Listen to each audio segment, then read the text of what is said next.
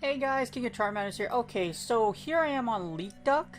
Now, I didn't really cover this event, the Day of Dead event, because there's restrictions on it.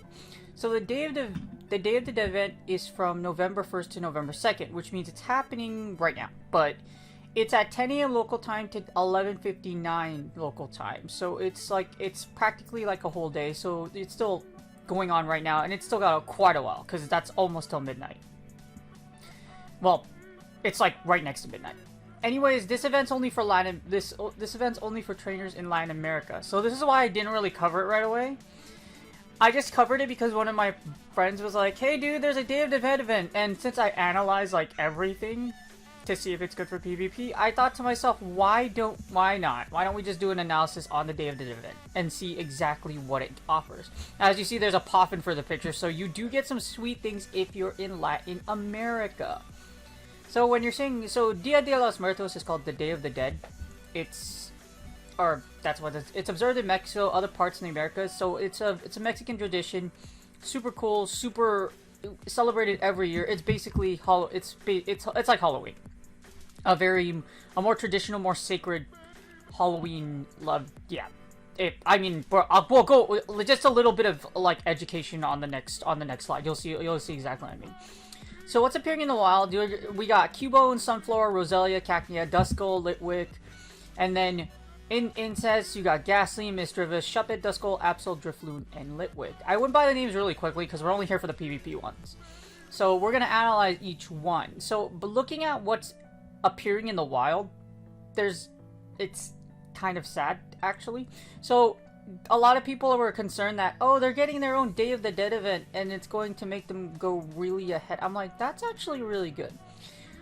That's actually like really good that there's more of these events going on. But anyways, like there's probably not really as far as like PvP advantages. You can there's probably like 4, which would be Duskull, Litwick, and probably Roselia. That's like the only ones I can see. And there's also a ton attracted by incense. So you have Shuppet, Misdreavus, Ghastly, like I mentioned earlier. Now, incense actually attracts a lot better mons, I'd say, for PvPs, because you got Drifloon and Shuppet in that pool as well. So like I said, about 4 Pokemon that are actually really, really good for PvP. Obviously, you want everything. You want a PvP forum for like everything. Just in case something comes out, it gets a community day, or it gets a sweet move updated in the move pool, and then it becomes meta relevant. But that's basically it if you like for at least the Day of the event. Now we're gonna analyze like each one just to see like exactly like where like is it really good. Now there's a special box featuring incense, poffin, star pieces, reward passes. So they do get like a special box. I think you have to pay for it, but like they get a good box. They get a box and some other things for the Day of the Dead event. Alright, so this is just a little bit of history. I'm going to go through this slide really quickly because I know you guys are here for Pokemon Go, but it's just a little cool to go over like history and to learn about more culture. So Day of the Dead is called Dia de los Muertos. I learned this in Spanish class. So Spanish class actually taught me about the Day of the Dead.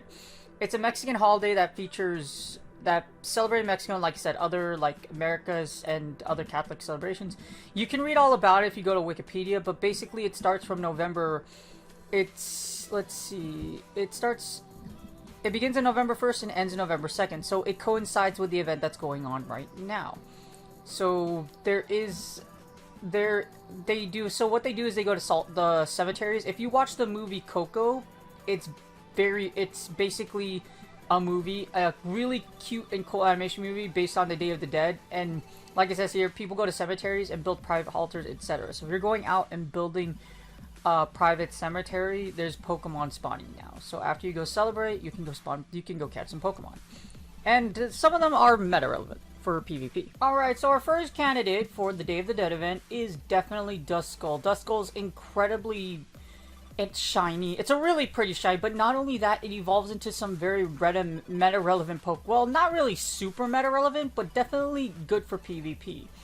As you see here, we got Dusclops as our what we're analyzing right now. As you see, Dusclops max out near 1500. It's a tank. Super high defense, really good stats, and it's just really cool. Not only that, it has a really great moveset because of the Hex buff. It has double punch, so it has Fire Punch, Ice Punch, great coverage, and Shadow Punch. So it has a ton of it has good moves. Good moves, fast charging, fast move. It's just with the bases in the meta, like for example, if you look at what it's weak against, there's a lot of Umbreons, there's a lot of Drifblooms that run around, but that doesn't mean it's not necessarily bad. It, like I said, very tanky, very powerful, and it does resist some things in the meta. Definitely, Duskull is something you want to get for PvP, just in case. If it gets buffed, if it gets a great like another charge move, it would be absolutely amazing for PvP. If it is not right now, like it's really good. It's really good. Next, we have Drifloon. Now, Drifloon evolves into Drifblim. Now, I'm kind of salty that this thing got like a ton of events because it was a struggle to get a good Drifblim back in the day. I have one built for Great League, but like now you can get one, and if you want one for like a perfect, etc., then it is yours, and you can go after it. But it also has a really cool and sweet shiny. As you see, if we scroll below, it's solid gold. You definitely want a good Drifblim for PvP. It's very good, very versatile, and it has a lot of use in a lot of different teams. It's interesting because it's the only ghost type that actually has Icy Wind. So it has a great moveset. Hex got buffed, so because Hex got buffed, that means Icy Wind, Shadow Ball. You see, it has a very interesting move pool, and it's very, very powerful. As you see here, a ton of weaknesses, but it does have a ton of resistances as well. Especially against counter users, 24% of damage is really bad. So counter, you can punch this thing in the face a lot, but the reason why it's so good for PvP is because of its stats. It has high stamina and decently high attack. So overall, it has great stats overall. And because it has stamina, it's gonna last for a while. So you might have seen a lot of Drifblims in Ultra Premier. You might even see it in Great League, but Drifblim is not a bad mon to go after, especially for the Day of the Dead event. Next on the list, we have Bennett. Okay, so Shuppet is another one. It has a really... Bennett's a really sweet shiny. It's like blue. It's like super cool. It's like blue. It's really awesome. Anyways, besides the fact that it has a really cool shiny, it's also good for PvP. Well, it depends. So the thing about Bennett is that Bennett is... it's a glass cannon. Like, it has high stamina, so it can live a few moves, but it has incredibly high attack. And maxed out at 2298, it can be really good. It has a really interesting moveset. It sports Shadow Claw, Hex, Dazzling Gleam, Thunder, and Shadow Ball. Now, the reason why Bennett's kind of lacking in the PvP department is just because it doesn't... if you notice all these moves, it doesn't have a good bait move. It's literally double nuke, Shadow Claw, and Hex. And this is a good moveset, don't get me wrong, but like lack of a good bait move is what makes Bennett kind of limited in PvP. Regardless, you might have still seen it run around, and Bennett's actually still really, really good. I would definitely go after it to get a good one for the Day of the Dead event. And last but not least, we have Ghastly. This is probably the last one on the meta relevant list as far as I would see it. And the reason why I put Ghastly as last is just because it's not really that exciting, to be honest with you. The reason being is because we already had that community day, and Ghastly's been out for a while. So it's likely you already have a good Haunter and a good Gengar for PvP. If you don't, go after it now, if you are in Latin America. Haunter and Gengar are incredibly powerful for PvP. They're glass cannons from hell. They have incredibly high attack, as you see here. And they're just stupid powerful. They have Shadow Claw, Shadow Ball. They have double nukes. With Shadow Claw, Sludge Bomb, Shadow Claw does heavy damage. And it has a ton of, it does a ton of damage. Shadow Claw and Shadow Ball is able to nuke out a lot of things. At the same time, you have the option of using Sludge Bomb to take out fairies like a Zoomeril. So it can threaten Charmers. It even resists Charmers, actually. So it has a... Now, if it does see Confusion users, you die. you die. So you have to, if you see anything, if you see a hip, if you've ever seen how fast this Haunter or Gengar gets deleted by a Hypno, it's not comfortable at all. So make sure you avoid confusion use. But basically, these two are definitely worth hunting for it. As you see, they're like glass, they're really glass, they're super glassy.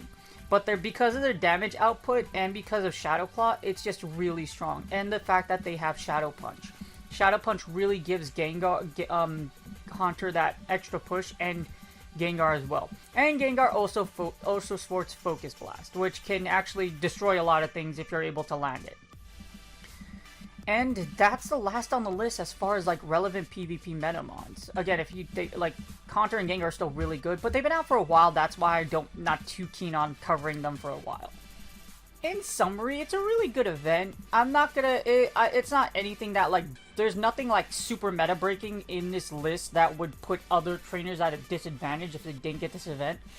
These are basically all the Halloween mons that are spawning right now, if not during the Halloween event. Unless it's Absol, you don't really see a lot of Absols in the wild, so if you got one by incense, you probably want for shiny, but Absol isn't that great for PvP, so it doesn't really, like, Absol doesn't really matter, to be honest. In the field research rewards, we just had a Alolan Marowak day, that's the only meta-relevant one, and Duskulls, you don't want Duskulls from field research anyways, because you want a good PvP one with, a one in the wild with good PvP IVs, that's what you want. But the day of the event, again, it lasts for a day. Again, it's not going to break the meta, it's not meta breaking or anything like that. It's a very sweet event. I'm super happy that they're doing a culture event like this. It's definitely really, it's nice for Niantic to do this. Again, these Pokemon aren't going to break the meta, like they're not super meta breaking or super rare. So this event won't put a dent in like the as far as availability goes. Now, I hope you guys have a great day. I hope you guys are, if you are in Latin America and you are doing this event, good luck. I wish you the best of luck in getting good PvP IVs and good shinies. Also, puffins. Anyways, happy Dia de los Muertos, and I hope you guys have a great day, and I'll see you on the next video.